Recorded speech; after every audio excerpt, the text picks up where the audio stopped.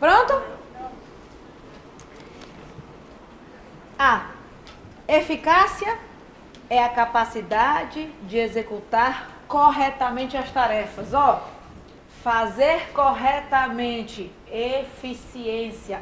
Eu pinto bem direitinho, sem borrar, eu pinto sem fazer corretamente, eficiência, tá? Eu pintei uma cor que você não gostou, então eu não usei a cor correta. Isso significa que eu fui ineficaz. Mesmo que eu tenha pintado bem direitinho, eu não pintei a cor que você queria. Então, ó, pintar com a cor correta. Pintar da cor que deveria ter sido pintada. Isso vai ser eficácia. Pintei bem direitinho, não tive desperdício, não manchou, eficiência, tá? Mas eu pintei de roxo e você queria branco.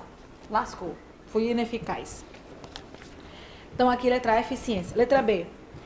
Eficácia preocupa-se com a redução de custos. Aí aqui é moleza, né? Aqui é eficiência. C. Eficiência liga-se ao cumprimento dos regulamentos internos? Sim. Respeitar receita de bolo, respeitar regras, eficiência. D. Eficiência é ênfase nos objetivos e resultados? Não, isso é eficácia. E. Eficiência em ciência da administração e no direito administrativo apresenta o mesmo significado. Diz a Lidiane que eu dou aula de eficiência, eficácia e efetividade, tá? Seguir regras e normas, obedecer regulamentos e regimentos. Isso para a administração também é eficiência. Como eu não me disse em direito administrativo? Seguir regulamentos. Legalidade. Não é a mesma coisa, tá certo? Na instituição privada, a eficiência pode ser medida pelo aumento dos lucros. Na instituição pública, não. É pelo aumento de cidadãos beneficiados. Então, não é o mesmo significado, tá? Respeitar regras e normas é ser eficiente. Respeitar regras e normas e leis é o princípio da legalidade. Não é a mesma coisa. Então, letra C. Agora sim, 20. Vamos para erros de avaliação, tá?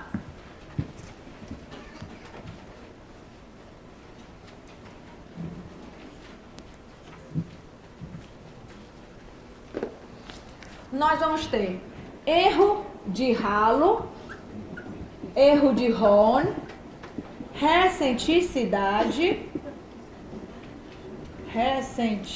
tá fazendo frio, não tá? Tá não. Ressenticidade, tendência central, tá? Fadiga, incompreensão de termos. Esses aqui são os principais. Bora lá. O erro de ralo é quando a tendência é você beneficiar o avaliado porque você gosta dele. Digamos que você é o avaliador e você gosta, você simpatiza. Então você bota tudo 10. Você está beneficiando ele porque você gosta. Esse é o erro de ralo, tá? O erro de Horn é o oposto. Eu não vou com a cara dele. Eu acho ele isso, eu acho aquilo outro. Eu vou botar tudo 0. Aconteceu o ano passado, ano retrasado, uma avaliação do Master. Eu tinha uma avaliação minha tudo 0, tá? Pessoal, eu sei que eu não sou perfeita, mas tudo 0 estaria, né? Então, ó, não gosto dela não, tudo 0. E a Lidiane tinha tudo 10, inclusive onde tinha pontualidade, 10. Erro de... também não dá, né? Erro de ralo e erro de Horn, viu? Erro de Horn é a tendência de querer prejudicar, por permitir que a inimizade e a antipatia interfira, tá? Geralmente, quando se vai obter esses dados, esses extremos são eliminados. Porque ninguém é 10 o tempo todo e ninguém é 0 o tempo todo. Então, geralmente são eliminados os extremos. Recenticidade é quando eu tomo em consideração só os fatores recentes. Digamos que o funcionário vinha trabalhando péssimo. Perto do período de avaliação, ele começa a trabalhar bem. Ou o oposto. Ele trabalhava super bem, mas recentemente passou por um problema pessoal e começou a trabalhar ruim. E eu tomo em consideração só o comportamento recente. Esqueço o resto. Tendência central, às vezes o avaliador não quer se comprometer e a tendência é avaliar por fatores intermediários. Por exemplo, se você perguntar para mim, Giovanni, fulano de tal, se for uma pessoa que eu não goste, Não no sentido de eu não gostar pessoalmente, que eu acho que ele não é muito bom, eu vou dizer, ele é bom, mentira, ele é ruim, tá? Eu não vou querer me comprometer. Então, às vezes o avaliador não quer se comprometer e tende a avaliá-lo por fatores intermediários. Ele é bom. Então, isso é tendência central. Fadiga é o que acontece com você na prova. Quantas vezes você está tão cansado que você chega lá na 100ª questão, tu já não sabe mais nem o que está respondendo? Então, dá erro de avaliação. Incompreensão de termos também acontece contigo na prova. Tem ali alguma coisa que tu não estudou, lascou, marcou errado. Não entendi o que... não sei nem o que é que está perguntando. Incompreensão de termos. Ficou claro? Bora lá. Apesar da necessidade de imparcialidade e objetividade no processo de avaliação de desempenho organizacional, percebe-se que a cultura paternalista faz com que avaliadores às vezes favoreçam pessoas, de que gostam, independentemente de sua competência profissional e de seus resultados. Eu já sei que isso aqui é o erro de ralo. 2, que vinham apresentando maus desempenhos, mas que perto do período de avaliação mostraram o serviço. Recenticidade. Esse erro de propensão, causado em geral porque os avaliadores não conseguem ficar emocionalmente desligados, pode ser qualificado nos exemplos acima, respectivamente, como? Então, letra E. Letra A fala preconceito pessoal. Muitas vezes as pessoas tendem a avaliar porque elas têm um preconceito. Uma vez, eu nunca esqueço, isso foi em 2010, um aluno escreveu um e-mail para mim, dizendo que quando eu entrei em sala de aula, ele sabia que a aula não ia prestar, porque eu era mulher, jovem, que na época eu era jovem, né? Eu ainda sou jovem, mas 6 anos mais nova. Mulher, jovem e bonitinha. Isso é um preconceito. Na cabeça dele, mulher não poderia dar uma boa aula, muito menos jovem, tá? Então, essa avaliação interfere. Aí ele disse assim, ainda bem que eu lhe dei uma segunda oportunidade, fiquei até o final da aula. E gostei, tá? Mas ele disse que ficou com vontade de sair. Eu tinha vontade de sair quando eu vi você. Olha, doido. Isso é avaliação preconceito. Imagina se eu dependesse dele para me contratar para um emprego. Propensão a rigor. Esse aqui é meu pai. Tirou um 8,5, fica de castigo. Nota baixa, aquele rigor excessivo. Essa é propensão a rigor, tá? E se tira um 10, nada mais que a sua obrigação. Você só faz isso na sua vida mesmo? Então, ó, propensão a rigor, rigor excessivo. Propensão de complacência, aquele bem bonzinho, mãe de vagabundo. Mãe de vagabundo é assim, mas o bichinho é inteligente que só, ele só não gosta de estudar. Já prestou atenção? Isso é mãe de vagabundo, a bichinha é boazinha porque ela procura se satisfazer. Então tudo que ele faz é, mas também, mulher, ele encheu a garrafa hoje. Mãe, ele não fez nada hoje. Fez, mulher, o bichinho encheu a garrafa, mulher. Já prestou atenção? Mãe de vagabundo. Complacência, bonzinho demais, permissivo. Presta não, tá? Muito bem, então letra E. Não, isso aqui é gestão de pessoas. 21, mas tem na apostila de gestão de pessoas. Para escolher como será feita a avaliação de desempenho de uma organização, foram propostos 5 possíveis métodos abaixo relacionados. Pessoal, se você vai para essa prova sem saber o método, você vai errar uma questão. Tá lá no teu edital, a avaliação de desempenho, tá? Não tem como tu ir uma prova sem tu decorar esses métodos. Então vamos lá. Qual o método proposto que está incorretamente explicado? Letra A. Escalas gráficas. Vamos lá.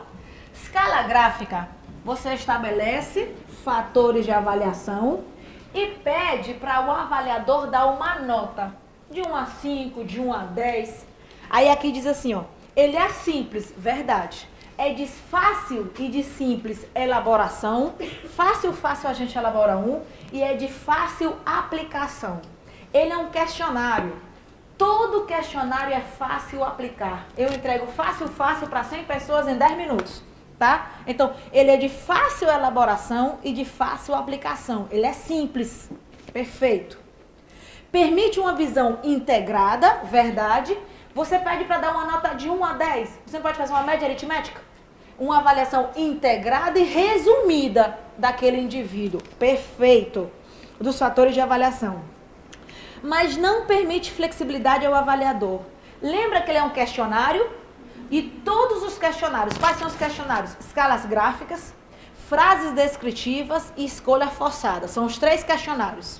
O que é que eles têm em comum? Os 3 são de fácil aplicação e os 3 são rígidos. O que é que significa isso?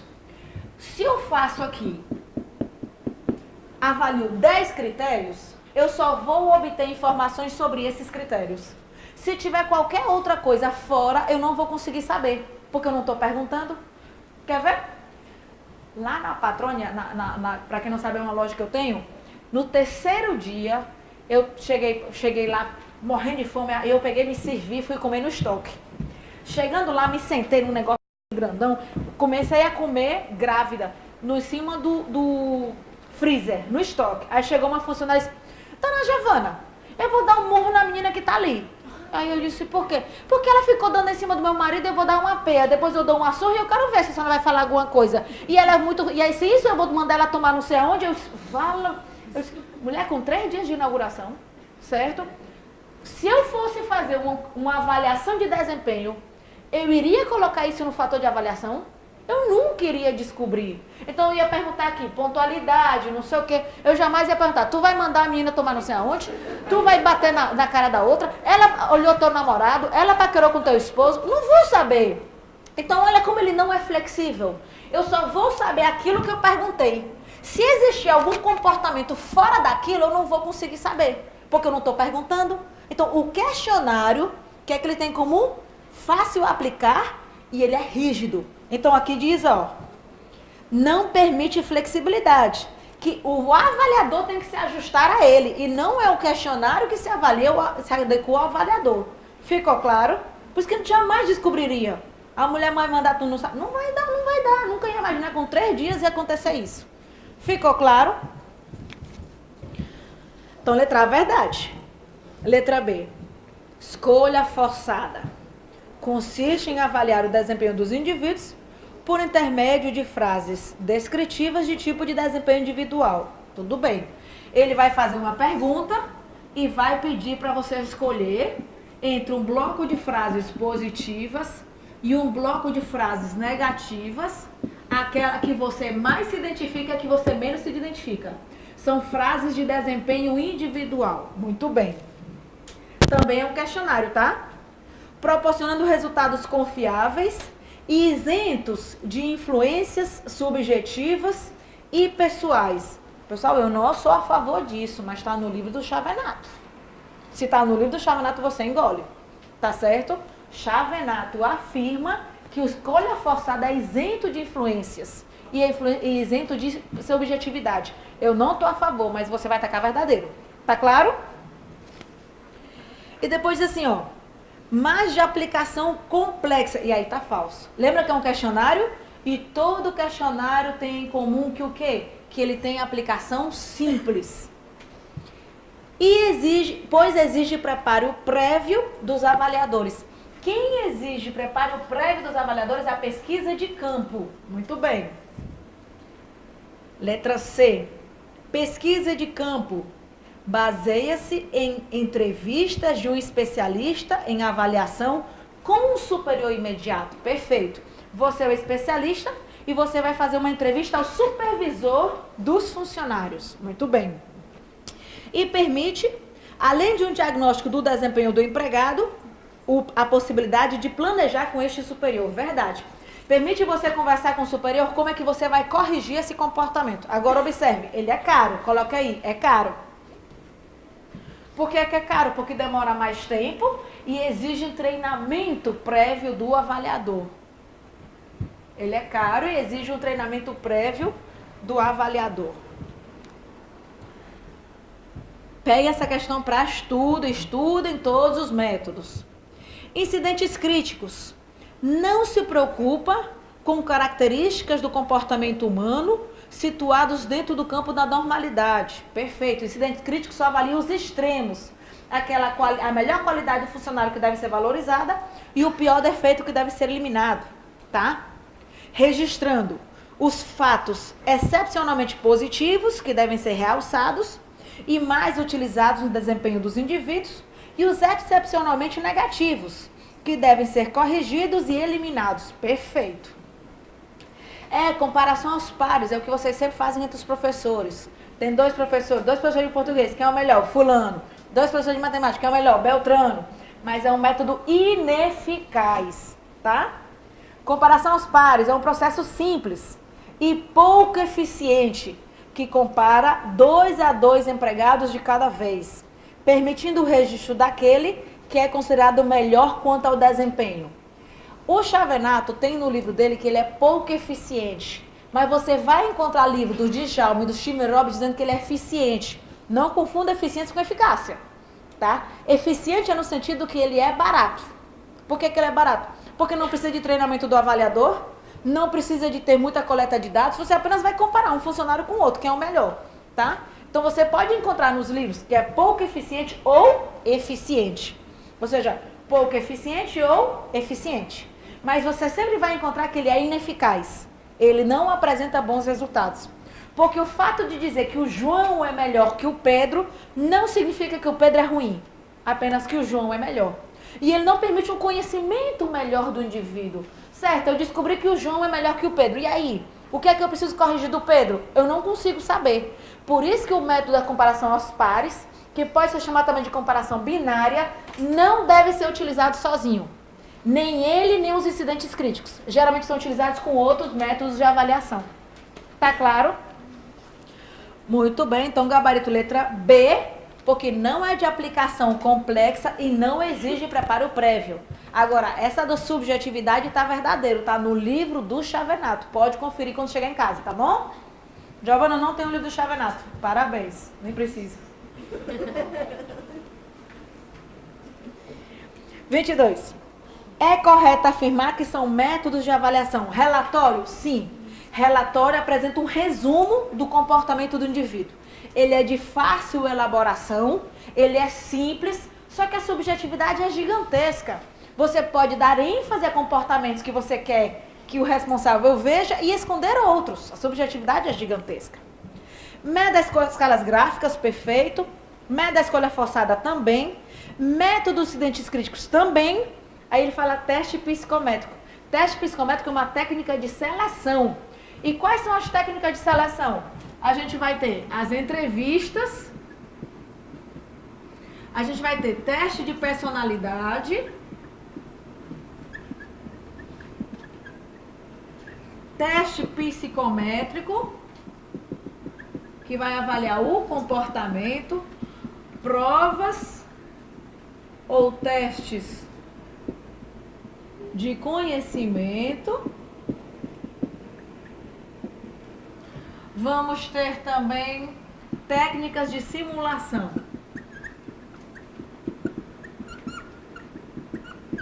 Tá? A gente vai ver esse aqui em gestão de pessoas para a turma da manhã. Então, gabarito letra D de dado. 23.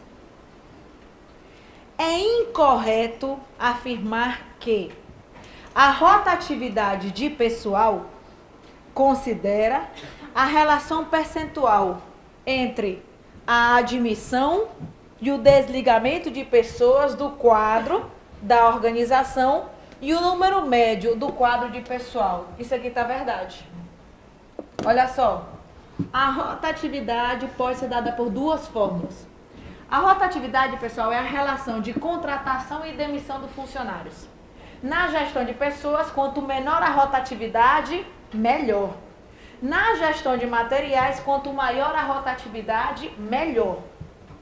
A rotatividade vai ser dada pelo número de funcionários admitidos, mais o número de funcionários demitidos dividido por 2.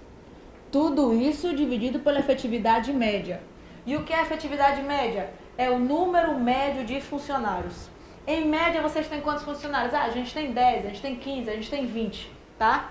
A efetividade média pode ser dada pela quantidade de funcionários no início, mais a quantidade de funcionários no final, dividido por 2, tá? Essa fórmula multiplico por 100 para dar em porcentagem. Mas existe outra fórmula, que é a fórmula 2. Djalma Chavenato, tá? Que é o número de funcionários demitidos dividido pela efetividade média. multiplicado por 100. Efetividade média é o mesmo que aqui. Quantidade de funcionários no início, mais quantidade de funcionários no final, dividido por 2. Giovana, quando é que eu vou utilizar cada um? Se na prova te der admitidos e demitidos, você usa essa. Se te der só os demitidos, você usa essa. Tá claro? Duvido cair em prova. Mas... Vou deixar ver até a segunda. Vou deixar ver até a segunda. Vamos ver a letra A? A rotatividade de pessoal considera a relação percentual entre a admissão e desligamento de pessoas do quadro da organização e o número médio do quadro de pessoal. Verdade. Relação. Verdadeira letra A, mas ele quer incorreta. B. A rotatividade de recursos humanos, ou turnover, é sinônimo de rotatividade, tá? É um dos aspectos mais importantes da dinâmica organizacional. Deixa eu te dar uma dica. Sempre quando ele disser tal coisa é um dos aspectos mais importantes, deixa rolar, tá? Se ele disser é o mais importante, aí você fica com o pé atrás. Mas se é um dos mais importantes, é. Assim como treinamento, seleção, desenvolvimento, motivação, tá? C. A rotatividade alta não reflete no relacionamento interpessoal. Deixa eu te perguntar. Eu consigo formar uma equipe da noite para o dia? Então, a rotatividade alta interfere no relacionamento entre as pessoas? Com certeza. Eu não vou ter lealdade e comprometimento com as pessoas que eu não conheço ou que estão chegando e vão embora constantemente. D. Um dos prejuízos de custos da rotatividade de pessoal se deve ao período necessário à adaptação do empregado à empresa e ao trabalho a ser nela exercido. Verdade. Existe um período de adaptação que geralmente é em média de 6 meses para poder aprender tudo sobre a empresa. Quando há treinamento, esse prazo é reduzido para 2, mas isso eleva os custos da empresa, tá?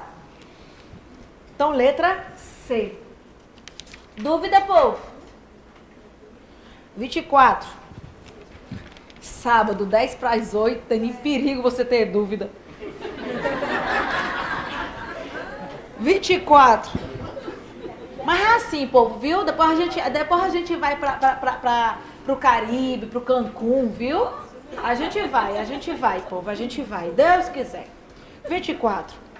Identifica a alternativa que expressa adequadamente a visão de homem nas organizações nos tempos atuais. A. Homem como parceiro da organização, hoje em dia. Agrupado em equipes, hoje em dia. Com metas negociadas e compartilhadas, perfeito. Vinculadas à missão e à visão, verdade. É a visão do homem parceiro, que ele consegue atrelar os objetivos e as estratégias da empresa aos seus objetivos. Vamos ver o resto. Homem como mão de obra, recurso, parte do processo produtivo. Não é a visão da gestão de pessoas hoje. Nós temos 3 fases, tá? Relações industriais, de 1900 a 1950.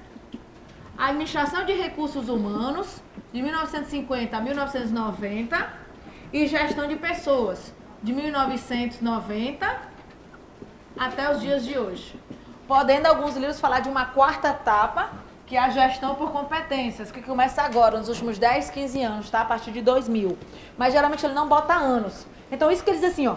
Homem como mão de obra, recurso, parte do processo produtivo, é na época da administração de recursos humanos. Letra C. Homem como extensão da máquina, força de trabalho, dependente da chefia, especialista em sua função e alienado da organização, relações industriais. Homem como aliado do negócio, fiel à organização, isolado no seu cargo. Hoje se fala de trabalho em equipe.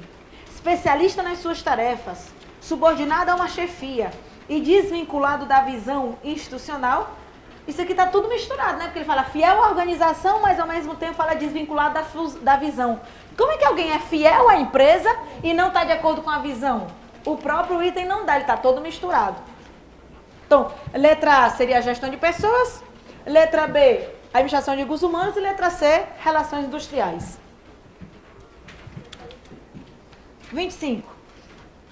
Entre as principais responsabilidades da área de gestão de pessoas, assinale a alternativa correta. A.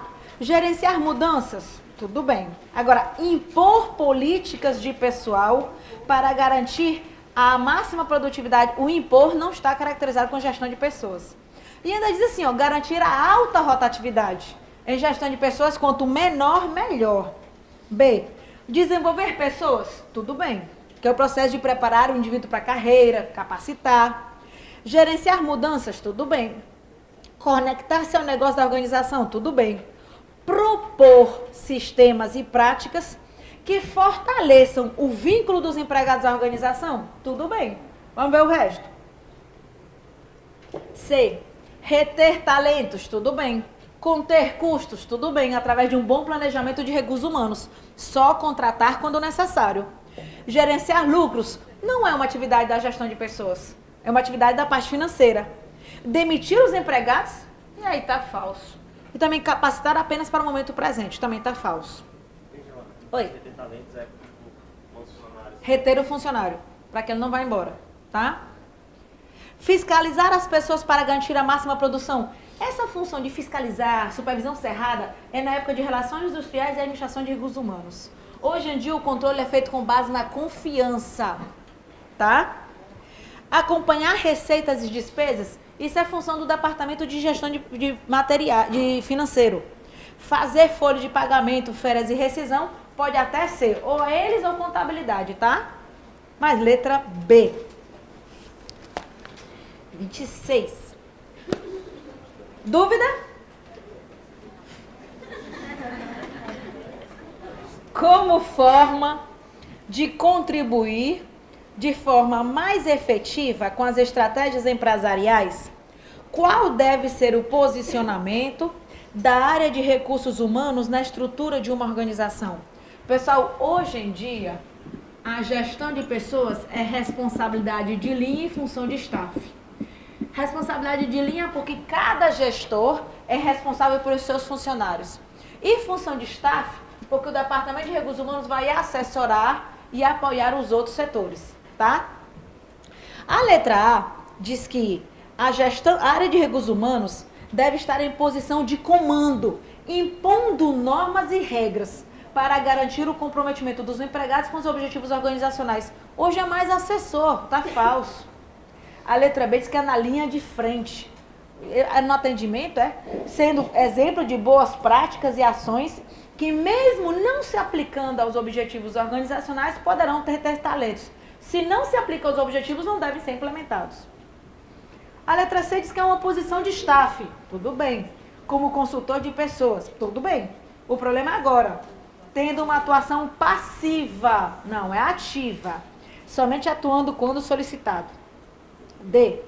Atuando na assessoria dos dirigentes da organização em posição de staff, dando suporte aos gestores na tomada de decisão em relação às pessoas, conhecendo o negócio, as estratégias empresariais. De graça, né? D de dado. Em relação às políticas de RH, é correto afirmar que A. Devem ser definidas e de acesso apenas para a gestão superior de uma organização. De jeito nenhum. Se eu quero saber, se eu quero... Deu branco. Ó, se eu quero estabelecer uma política de remuneração, estabelecer uma política de plano de carreira, o funcionário tem que saber. Como é que ele vai saber o que é que ele precisa estudar? Como é que ele vai saber quais são os incentivos e promoções da empresa? Não é só o pessoal de cima, é uma relação transparente. Todo mundo tem que saber. Tá falso. Que é o que diz aqui na letra B, ó. Devem ser transparentes e de acesso fácil, como forma de contribuir com a socialização, o engajamento dos funcionários e o fortalecimento da identidade organizacional. Perfeita. A letra C diz que devem ser elaboradas no momento da abertura da empresa e rigidamente cumpridas, independente das mudanças. Não existe isso, tá? Tudo na empresa deve ser flexível. A letra D diz que devem ser revistas continuamente com a intenção de garantir unicamente a máxima eficiência. Unicamente a eficiência até numa questãozinha falsa. 28. Já estamos terminando, povo. Calminha. Assinale a alternativa incorreta sobre o conceito de desenho de cargos para uma organização. No desenho de cargo, eu tenho duas atividades. Descrição do cargo, que eu vou estabelecer o que é que a pessoa vai fazer, suas tarefas e responsabilidades, e análise do cargo, qual é o perfil do ocupante, quais são as suas competências, conhecimentos, habilidades e atitudes. Então, vamos lá. A letra A diz que é a informação utilizada para estruturar e modificar elementos, deveres e tarefas de determinados cargos. Não é uma informação para estruturar e modificar elementos, é para determinar. Vamos ver o resto. B. É a organização das tarefas e atividades repetitivas de um cargo. Não é a organização das atividades repetitivas. Desenho. Ele caiu incorreta, né? Lascou agora. Ó. Vamos fazer devagarzinho? Você me esperando 10 minutos? Desenho do cargo. O que é que eu vou fazer no desenho do cargo? Eu vou estabelecer descrição, as tarefas, responsabilidades, atividades. Na análise do cargo, eu vou determinar aqui quais são os comportamentos, conhecimentos, atitudes, tá? A letra A diz que é a informação utilizada para estruturar e modificar elementos, deveres e tarefas de determinados cargos. Eu marcaria falso porque fala modificar elementos, tá? Mas na parte de deveres e tarefas de determinados cargos, tudo bem. Letra B diz que é a organização das tarefas e atividades repetitivas de um cargo. Aqui são... aqui eu interpretei errado. Você concorda que qual é a sua função? Dar aula. Você concorda com uma atividade repetitiva para o cargo? O que é que você faz? Matricular pessoas. É uma atividade repetitiva. As tarefas são repetitivas em um cargo. Perfeito. Depois, assim, as qualificações necessárias ao ocupante, ó, análise, bem como sua posição na organização do trabalho como um todo. Tudo bem. Letra C.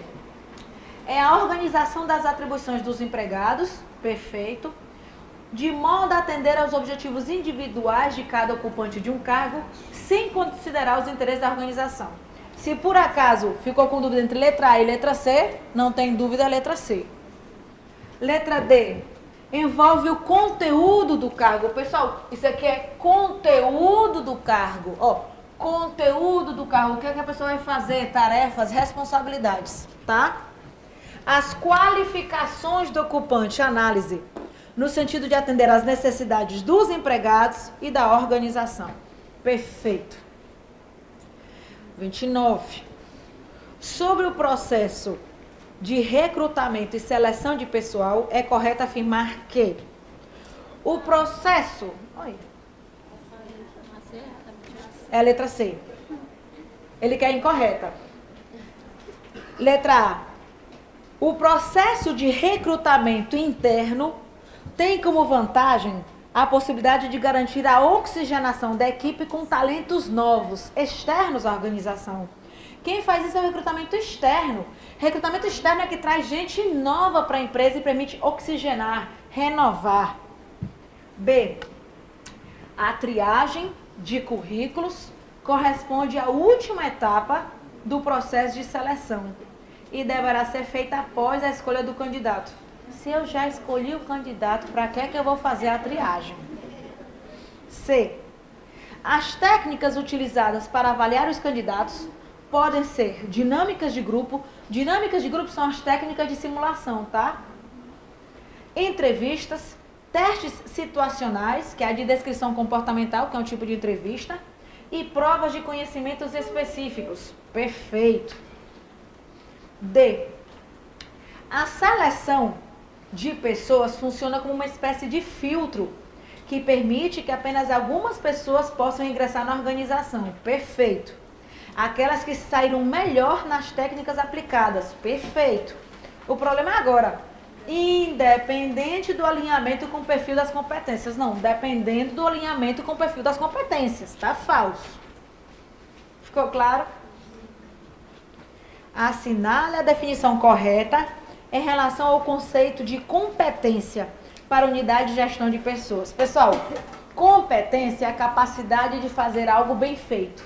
As competências humanas são o chá, conhecimentos, habilidades e atitudes. Onde o conhecimento tem a ver com a teoria, o saber. A habilidade com o saber fazer, que é a prática. E a atitude tem a ver com o querer fazer. Tá claro? Então, vamos lá. A letra A diz que é simplesmente aptidão para cumprir alguma tarefa ou função em qualquer organização, sem considerar as peculiaridades do negócio. Se não tem nada a ver com as peculiaridades do negócio, aquilo dali não vai ser uma competência para a empresa. B. É um agrupamento de conhecimentos, habilidades e atitudes. Ei, peraí que eu vou bater foto com vocês. Vocês estão todos se organizando já. E atitudes correlacionadas que afetam a parte considerável da atividade de alguém, que se relaciona com seu desempenho individual e, consequentemente, com o desempenho da organização. Só você não sabe nem o que é que eu estou lendo. Vocês estão todos se arrumando para ir embora, vocês estão tristes. Está certa. C. É a capacidade de fazer um trabalho bem feito em pouco tempo. Depende. D. É a capacidade de ser uma referência técnica em um determinado assunto. Isso é conhecimento. E o resto, habilidade e atitude. Deixa eu botar uma foto, deixa de ser chato. Povo, vai dar tudo certo pra gente, viu? A gente vai conseguir colher. Beijão, povo. Pessoal, considera a relação percentual entre a admissão e o desligamento de pessoas do quadro da organização e o número médio do quadro de pessoal. Isso aqui tá verdade. Olha só, a rotatividade pode ser dada por duas fórmulas. A rotatividade, pessoal, é a relação de contratação e demissão dos funcionários. Na gestão de pessoas, quanto menor a rotatividade, melhor. Na gestão de materiais, quanto maior a rotatividade, melhor. A rotatividade vai ser dada pelo número de funcionários admitidos, mais o número de funcionários demitidos dividido por 2. Tudo isso dividido pela efetividade média. E o que é efetividade média? É o número médio de funcionários. Em média, vocês têm quantos funcionários? A gente tem 10, a gente tem 15, a gente tem 20, tá? A efetividade média pode ser dada pela quantidade de funcionários no início, mais a quantidade de funcionários no final, dividido por 2, tá? Essa fórmula multiplicou por 100 para dar em porcentagem. Mas existe outra fórmula, que é a fórmula 2. Djalma Chavenato, tá? Que é o número de funcionários demitidos dividido pela efetividade média, multiplicado por 100. Efetividade média é o mesmo que aqui. Quantidade de funcionários no início, mais quantidade de funcionários no final, dividido por 2. Giovana, quando é que eu vou utilizar cada um? Se na prova te der admitidos e demitidos, você usa essa. Se te der só os demitidos, você usa essa. Tá claro? Duvido cair em prova. Mas... O Chavenato é a segunda? O Chavenato é a segunda. Vamos ver a letra A? A rotatividade de pessoal considera a relação percentual entre a admissão e desligamento de pessoas do quadro da organização e o número médio do quadro de pessoal. Verdade. Relação. Verdadeira letra A, mas ele quer incorreta. B. A rotatividade de recursos humanos, ou turnover, é sinônimo de rotatividade, tá? É um dos aspectos mais importantes da dinâmica organizacional. Deixa eu te dar uma dica. Sempre quando ele disser tal coisa é um dos aspectos mais importantes, deixa rolar, tá? Se ele disser é o mais importante, aí você fica com o pé atrás. Mas se disser, é um dos mais importantes, é. Assim como treinamento, seleção, desenvolvimento, motivação, tá? C. A rotatividade alta não reflete no relacionamento interpessoal. Deixa eu te perguntar, eu consigo formar uma equipe da noite para o dia? Então a rotatividade alta interfere no relacionamento entre as pessoas? Com certeza. Eu não vou ter lealdade e comprometimento com as pessoas que eu não conheço ou que estão chegando e vão embora constantemente. D. Um dos prejuízos de custos da rotatividade de pessoal se deve ao período necessário à adaptação do empregado à empresa e ao trabalho a ser nela exercido. Verdade. Existe um período de adaptação que geralmente é em média de 6 meses para poder aprender tudo sobre a empresa. Quando há treinamento, esse prazo é reduzido para 2, mas isso eleva os custos da empresa, tá? Então, letra C. Dúvida, povo? 24. Sábado, 10 para as 8, tem nem perigo você ter dúvida. 24. Mas é assim, povo, viu? Depois a gente vai pro Caribe, pro Cancún, viu? A gente vai, povo, a gente vai. Deus quiser. 24. Identifique a alternativa que expressa adequadamente a visão de homem nas organizações nos tempos atuais. A. Homem como parceiro da organização, hoje em dia. Agrupado em equipes, hoje em dia. Com metas negociadas e compartilhadas, perfeito. Vinculadas à missão e à visão, verdade. É a visão do homem parceiro, que ele consegue atrelar os objetivos e as estratégias da empresa aos seus objetivos. Vamos ver o resto. Homem como mão de obra, recurso, parte do processo produtivo. Não é a visão da gestão de pessoas hoje. Nós temos 3 fases, tá? Relações industriais, de 1900 a 1950. Administração de recursos humanos, de 1950 a 1990. E gestão de pessoas, de 1990 até os dias de hoje. Podendo alguns livros falar de uma 4ª etapa, que é a gestão por competências, que começa agora, nos últimos 10, 15 anos, tá? A partir de 2000. Mas geralmente ele não bota anos. Então isso que ele diz assim, ó, homem como mão de obra, recurso, parte do processo produtivo, é na época da administração de recursos humanos.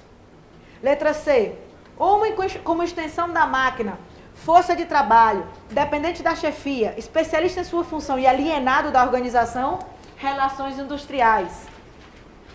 Homem como aliado do negócio, fiel à organização, isolado no seu cargo. Hoje se fala de trabalho em equipe.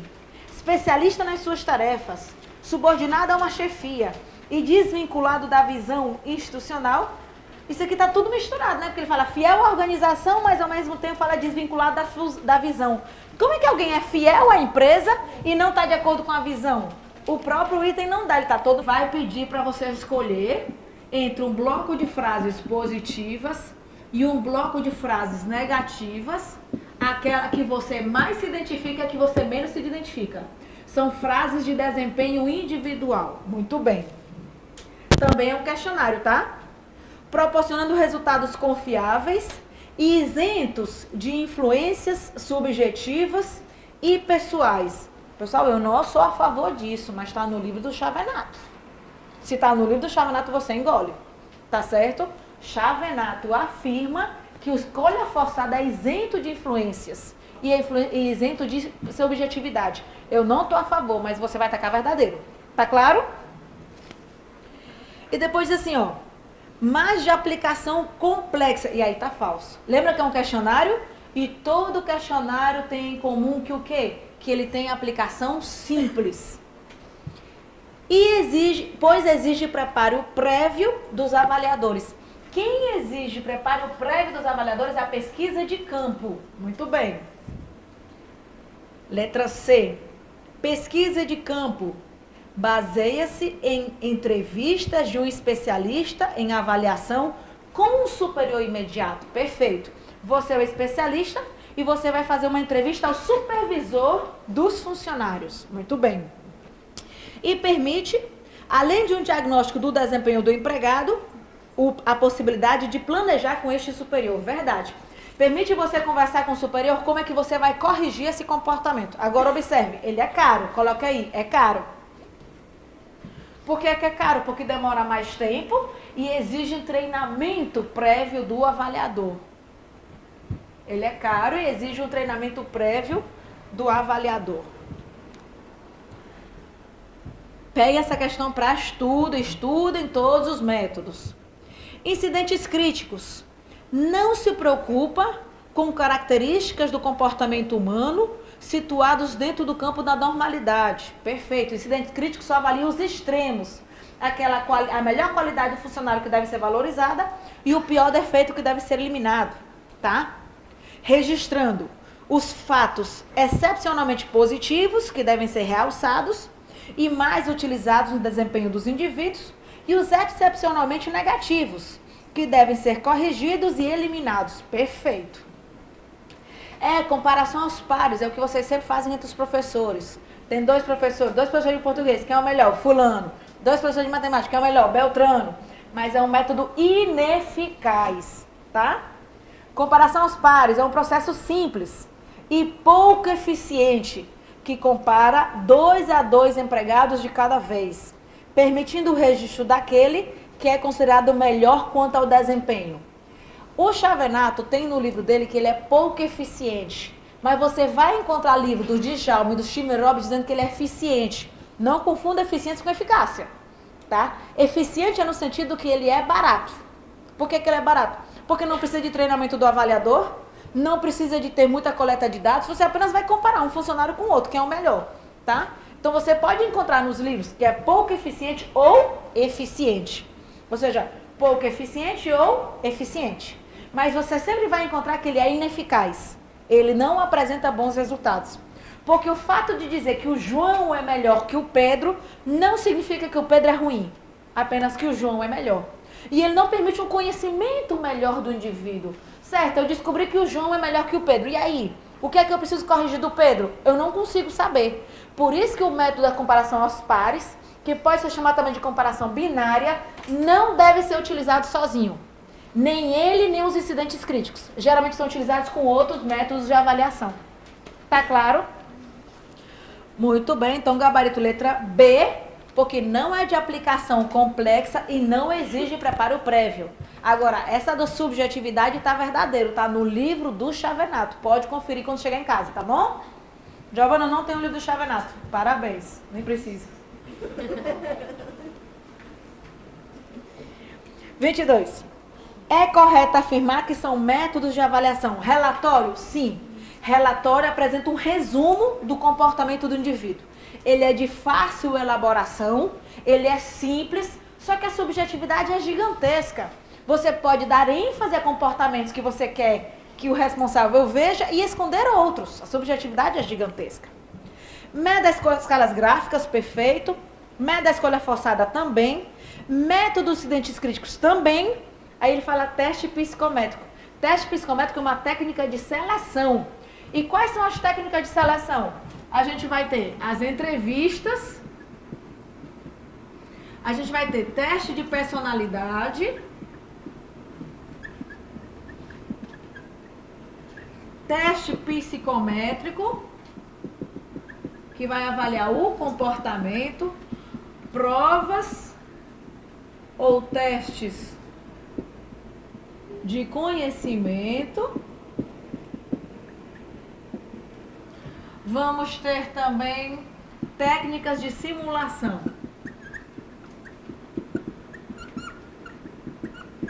Tá? A gente vai ver isso aqui em gestão de pessoas para a turma da manhã. Então, gabarito letra D de dado. 23. É incorreto afirmar que a rotatividade de pessoas... 2. Que vinham apresentando maus desempenhos, mas que perto do período de avaliação mostraram o serviço. Recenticidade. Esse erro de propensão, causado em geral porque os avaliadores não conseguem ficar emocionalmente desligados, pode ser qualificado. Nos exemplos acima, respectivamente como. Então, letra E. Letra A fala preconceito pessoal. Muitas vezes as pessoas tendem a avaliar porque elas têm um preconceito. Uma vez, eu nunca esqueço, isso foi em 2010, um aluno escreveu um e-mail para mim, dizendo que quando eu entrei em sala de aula, ele sabia que a aula não ia prestar, porque eu era mulher, jovem, que na época eu era jovem, né? Eu ainda sou jovem, mas 6 anos mais nova. Mulher, jovem e bonitinha. Isso é um preconceito. Na cabeça dele, mulher não poderia dar uma boa aula, muito menos jovem, tá? Então, essa avaliação interfere. Aí ele disse assim, ainda bem que eu lhe dei uma segunda oportunidade, fiquei até o final da aula. E gostei, tá? Mas ele disse que ficou com vontade de sair. Eu tinha vontade de sair quando eu vi você. Olha, doido. Isso é avaliação preconceito. Imagina se eu dependesse dele para me contratar para um emprego. Propensão a rigor. Esse aqui é meu pai. Tirou tirou um 8,5, fica de castigo. Nota baixa, aquele rigor excessivo. Esse é propensão a rigor, tá? E se tira um 10, nada mais que a sua obrigação. Você só faz isso na sua vida mesmo? Então, ó, propensão a rigor, rigor excessivo. Propensão de complacência, aquele bem bonzinho, mãe de vagabundo. Mãe de vagabundo é assim, mas o bichinho é inteligente que só, ele só não gosta de estudar. Já prestou atenção? Isso é mãe de vagabundo, a bichinha é boazinha porque ela procura se satisfazer. Então tudo que ele faz, mas também, mulher, ele encheu a garrafa hoje. Mãe, ele não fez nada hoje. Fez, mulher, o bichinho encheu a garrafa, mulher. Já prestou atenção? Mãe de vagabundo. Complacência, bonzinho demais, permissivo. Presta não, tá? Muito bem, então letra E. Não, isso aqui é gestão de pessoas. 21, mas tem na apostila de gestão de pessoas.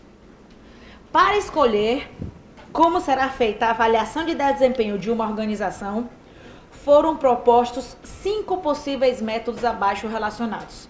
Pessoal, se você vai para essa prova sem saber o método, você vai errar uma questão. Tá lá no teu edital, a avaliação de desempenho, tá? Não tem como tu ir uma prova sem tu decorar esses métodos. Então vamos lá. Qual o método proposto que está incorretamente explicado? Letra A. Escalas gráficas. Vamos lá. Escala gráfica, você estabelece fatores de avaliação e pede para o avaliador dar uma nota. De 1 a 5, de 1 a 10. Aí aqui diz assim, ó. Ele é simples, verdade. É de fácil e de simples elaboração. Fácil a gente elabora um. E é de fácil aplicação. Ele é um questionário. Todo questionário é fácil aplicar. Eu entrego fácil para 100 pessoas em 10 minutos. Tá? Então, ele é de fácil elaboração e de fácil aplicação. Ele é simples. Perfeito. Permite uma visão integrada, verdade. Você pede para dar uma nota de 1 a 10. Você não pode fazer uma média aritmética? Uma avaliação integrada e resumida daquele indivíduo. Perfeito. Dos fatores de avaliação. Mas não permite flexibilidade ao avaliador. Lembra que ele é um questionário? E todos os questionários, quais são os questionários? Escalas gráficas, frases descritivas e escolha forçada. São os 3 questionários. O que é que eles têm em comum? Os 3 são de fácil aplicação e os 3 são rígidos. O que é que significa isso? Se eu faço aqui, avalio 10 critérios, eu só vou obter informações sobre esses critérios. Se tiver qualquer outra coisa fora, eu não vou conseguir saber, porque eu não estou perguntando. Quer ver? Lá na Patrônia, para quem não sabe, é uma loja que eu tenho, no terceiro dia, eu cheguei lá morrendo de fome, aí eu peguei, me servi e fui comer no estoque. Chegando lá, me sentei num negócio grandão, comecei a comer grávida, no cima do freezer, no estoque. Aí chegou uma funcionária e disse, Dona Giovana, eu vou dar um murro na menina que tá ali. Aí eu disse, por quê? Porque ela ficou dando em cima do meu marido, eu vou dar uma peia, depois eu dou uma surra e eu quero ver se a senhora vai falar alguma coisa. E ela é muito... E aí, se isso eu vou mandar ela tomar não sei aonde, eu falo... Mulher com 3 dias de inauguração, certo? Se eu fosse fazer uma avaliação de desempenho, eu iria colocar isso no fator de avaliação? Eu nunca iria descobrir. Então eu ia perguntar aqui, pontualidade, não sei o quê. Eu jamais ia perguntar, tu vai mandar a menina tomar não sei aonde? Tu vai bater na cara da outra? Ela olhou teu namorado? Ela paquerou com teu esposo? Não vou saber. Então olha como ele não é flexível. Eu só vou saber aquilo que eu perguntei. Se existir algum comportamento fora daquilo, eu não vou conseguir saber. Porque eu não estou perguntando. Então o questionário, o que é que ele tem em comum? Fácil aplicar e ele é rígido. Então aqui diz, ó, não permite flexibilidade, que o avaliador tem que se ajustar a ele, e não é o questionário que se adequa ao avaliador. Ficou claro? Por isso que a gente jamais descobriria. A mulher vai mandar tu não sabe. Não vai dar. Nunca ia imaginar com 3 dias ia acontecer isso. Ficou claro? Então, letra A, verdade. Letra B. Escolha forçada. Consiste em avaliar o desempenho dos indivíduos por intermédio de frases descritivas de tipo de desempenho individual. Tudo bem. Ele vai fazer uma pergunta e... Pronto? A. Eficácia é a capacidade de executar corretamente as tarefas. Ó, fazer corretamente, eficiência. Eu pinto bem direitinho, sem borrar, eu pinto sem fazer corretamente, eficiência, tá? Eu pintei uma cor que você não gostou, então eu não usei a cor correta. Isso significa que eu fui ineficaz. Mesmo que eu tenha pintado bem direitinho, eu não pintei a cor que você queria. Então, ó, pintar com a cor correta. Pintar da cor que deveria ter sido pintada. Isso vai ser eficácia. Pintei bem direitinho, não tive desperdício, não manchou, eficiência, tá? Mas eu pintei de roxo e você queria branco. Lascou. Fui ineficaz. Então, aqui letra A, eficiência. Letra B. Eficácia preocupa-se com a redução de custos. Aí aqui é moleza, né? Aqui é eficiência. C. Eficiência liga-se ao cumprimento dos regulamentos internos? Sim. Respeitar receita de bolo, respeitar regras, eficiência. D. Eficiência é ênfase nos objetivos e resultados? Não, isso é eficácia. E. Eficiência em ciência da administração e no direito administrativo apresentam o mesmo significado. Diz a Lidiane que eu dou aula de eficiência, eficácia e efetividade, tá? Seguir regras e normas, obedecer regulamentos e regimentos. Isso para a administração também é eficiência. Como eu não me disse em direito administrativo? Seguir regulamentos. Legalidade. Não é a mesma coisa, tá certo? Na instituição privada, a eficiência pode ser medida pelo aumento dos lucros. Na instituição pública, não. É pelo aumento de cidadãos beneficiados. Então, não é o mesmo significado, tá? Respeitar regras e normas é ser eficiente. Respeitar regras e normas e leis é o princípio da legalidade. Não é a mesma coisa. Então, letra C. Agora sim, 20. Vamos para erros de avaliação, tá?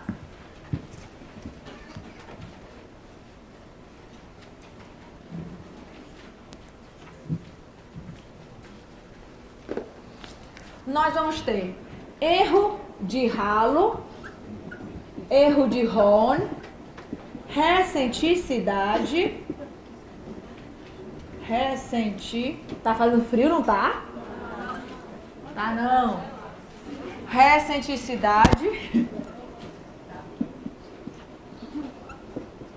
tendência central, tá? Fadiga, incompreensão de termos. Esses aqui são os principais. Bora lá. O erro de Halo é quando a tendência é você beneficiar o avaliado porque você gosta dele. Digamos que você é o avaliador e você gosta, você simpatiza. Então você bota tudo 10.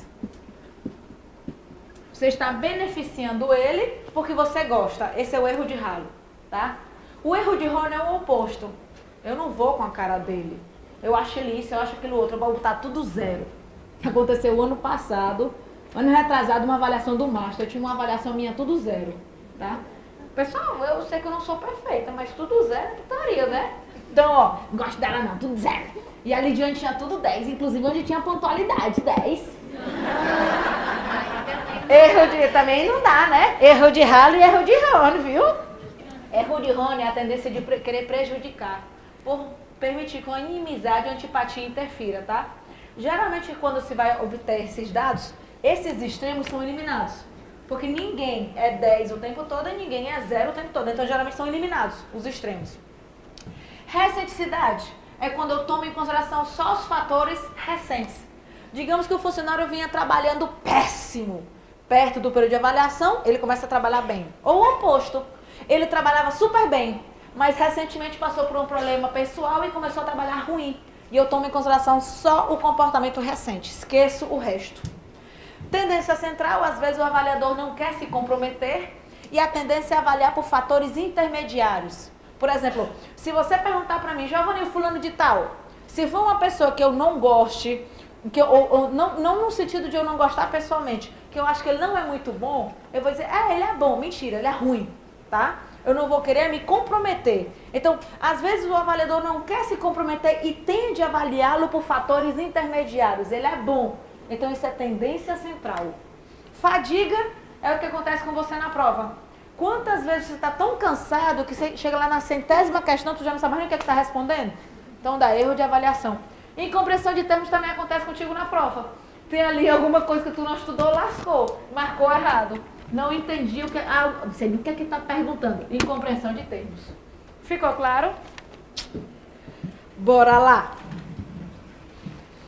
Apesar da necessidade de imparcialidade e objetividade no processo de avaliação de desempenho organizacional, percebe-se que a cultura paternalista faz com que avaliadores às vezes favoreçam pessoas, de que gostam, independentemente de sua competência profissional e de seus resultados. Eu já sei que isso aqui é o erro de ralo misturado.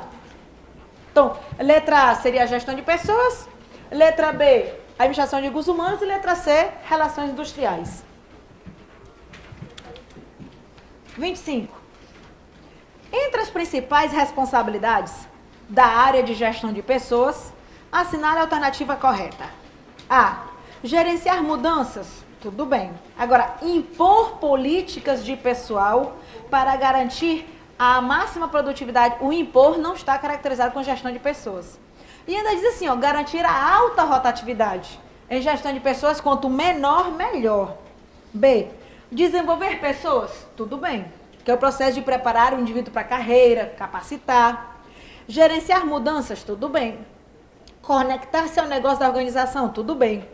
Propor sistemas e práticas que fortaleçam o vínculo dos empregados à organização, tudo bem. Vamos ver o resto. C. Reter talentos, tudo bem. Conter custos, tudo bem, através de um bom planejamento de recursos humanos. Só contratar quando necessário. Gerenciar lucros não é uma atividade da gestão de pessoas. É uma atividade da parte financeira. Demitir os empregados, e aí tá falso. E também capacitar apenas para o momento presente, também tá falso. Oi. Reter talentos é bons funcionários. Reter o funcionário, para que ele não vá embora, tá?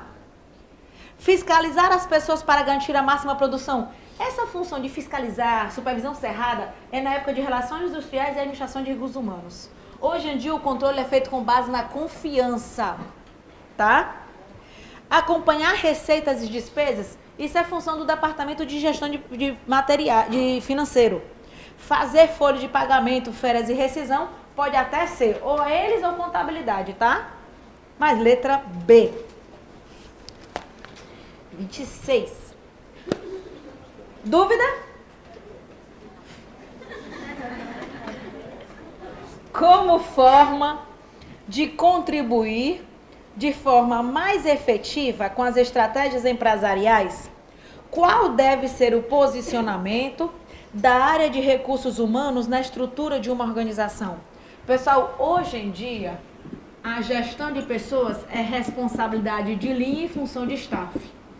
Responsabilidade de linha porque cada gestor é responsável pelos seus funcionários. E função de staff porque o Departamento de Recursos Humanos vai assessorar e apoiar os outros setores, tá? A letra A diz que a área de recursos humanos deve estar em posição de comando, impondo normas e regras para garantir o comprometimento dos empregados com os objetivos organizacionais. Hoje é mais assessor, tá falso. A letra B diz que é na linha de frente. No atendimento, sendo exemplo de boas práticas e ações que mesmo não se aplicando aos objetivos organizacionais, poderão ter talentos. Se não se aplica aos objetivos, não devem ser implementados. A letra C diz que é uma posição de staff. Tudo bem. Como consultor de pessoas. Tudo bem. O problema é agora. Tendo uma atuação passiva. Não, é ativa. Somente atuando quando solicitado. D. Atuando na assessoria dos dirigentes da organização em posição de staff. dando suporte aos gestores na tomada de decisão em relação às pessoas, conhecendo o negócio, as estratégias empresariais. De graça, né? D de dado. Em relação às políticas de RH, é correto afirmar que A. devem ser definidas e de acesso apenas para a gestão superior de uma organização. De jeito nenhum. Se eu quero saber, se eu quero... Deu branco. Ó, se eu quero estabelecer uma política de remuneração, estabelecer uma política de plano de carreira, o funcionário tem que saber. Como é que ele vai saber o que é que ele precisa estudar? Como é que ele vai saber quais são os incentivos e promoções da empresa? Não é só o pessoal de cima, é uma relação transparente. Todo mundo tem que saber. Tá falso. Que é o que diz aqui na letra B, ó. Devem ser transparentes e de acesso fácil, como forma de contribuir com a socialização, o engajamento dos funcionários e o fortalecimento da identidade organizacional. Perfeita. A letra C diz que devem ser elaboradas no momento da abertura da empresa e rigidamente cumpridas, independente das mudanças. Não existe isso, tá? Tudo na empresa deve ser flexível. A letra D diz que devem ser revistas continuamente com a intenção de garantir unicamente a máxima eficiência. Unicamente a eficiência até numa questãozinha falsa. 28. Já estamos terminando, povo. Calminha. Assinale a alternativa incorreta sobre o conceito de desenho de cargos para uma organização. No desenho de cargo eu tenho duas atividades. Descrição do cargo, que eu vou estabelecer o que é que a pessoa vai fazer, suas tarefas e responsabilidades, e análise do cargo, qual é o perfil do ocupante, quais são as suas competências, conhecimentos, habilidades e atitudes. Então, vamos lá. A letra A diz que é a informação utilizada para estruturar e modificar elementos, deveres e tarefas de determinados cargos. Não é uma informação para estruturar e modificar elementos, é para determinar. Vamos ver o resto. B. É a organização das tarefas e atividades repetitivas de um cargo, não é a organização das atividades repetitivas. Desenho...